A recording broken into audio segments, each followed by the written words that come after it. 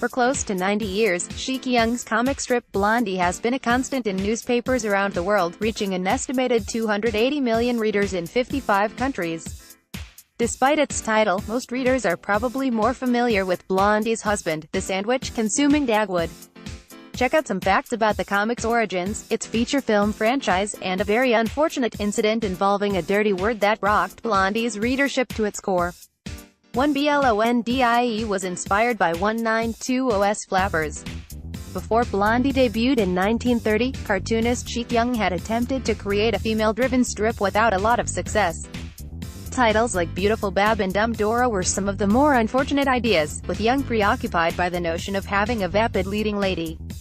For Blondie, Young initially pursued the dumb blonde stereotype before dialing down the chauvinism and allowing the single, mingling Blondie Boopadoop to appear at least as intelligent as the succession of boyfriends courting her in the strip.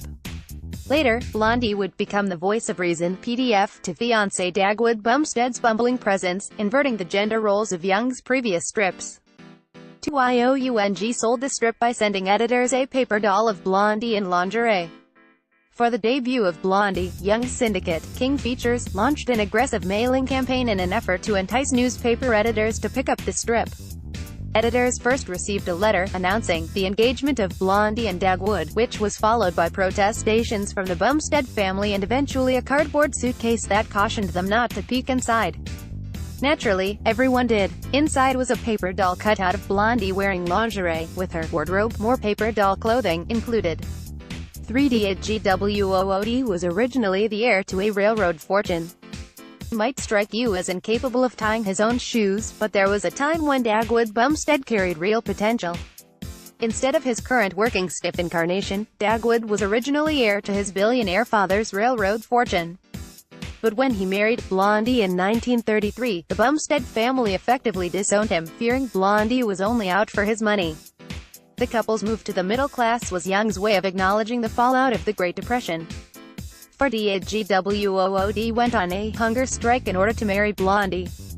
With the Bumstead family highly skeptical of Dagwood's plans to marry Blondie, the would-be groom decided to earn their blessing by going on a hunger strike that played out in real time.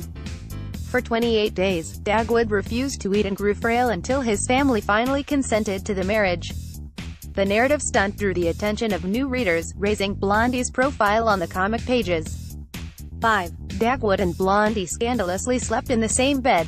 For a good portion of the 20th century, it was seen as proper to depict married couples on television or in comics as sleeping in twin beds, eliminating any hint of carnal activities happening off-screen. Or in this case, off-panel, but Young thought this was juvenile and insisted that Blondie and Dagwood appear sleeping in the same double bed. Perhaps not coincidentally, the two had their first child, Alexander, in 1934. 6. The early strips had an unfortunate preoccupation with domestic violence. While Blondie and Dagwood got along without incident, the same couldn't be said for another couple featured in the strip's early years. One of Blondie's earlier suitors, Hi-Ho, married girlfriend Betty, and the two became supporting characters in the strip. Hi-Ho and Betty had what could be considered a tumultuous relationship, with each threatening to punch out the other on a regular basis, PDF. Young eventually phased the two out, replacing them with far less volatile Bumstead neighbors Herb and Tootsie Woodley. 7. Dagwood endorsed nuclear power. After the atomic bomb was dropped twice to bring an end to World War II, American citizens understandably grew skittish about the ramifications of wielding such power. To ease their minds, the U.S. military partnered with Young to produce 1949's Dagwood Splits the Atom, a fun booklet that sees the character shrunk down in size to help readers understand atomic power and nuclear fission. Although other comic characters like Popeye appear, it's Dagwood who has the honors of blowing a neutron into a uranium atom in order to split it. 8. Young's death prompted newspapers to drop the strip. Although Young's son Dean had been working on Blondie and was prepared to take over writing duties when his father passed away in 1973, newspapers weren't so sure. According to Young, more than 600 papers canceled the strip when his father died, fearing it would suffer a drop in quality.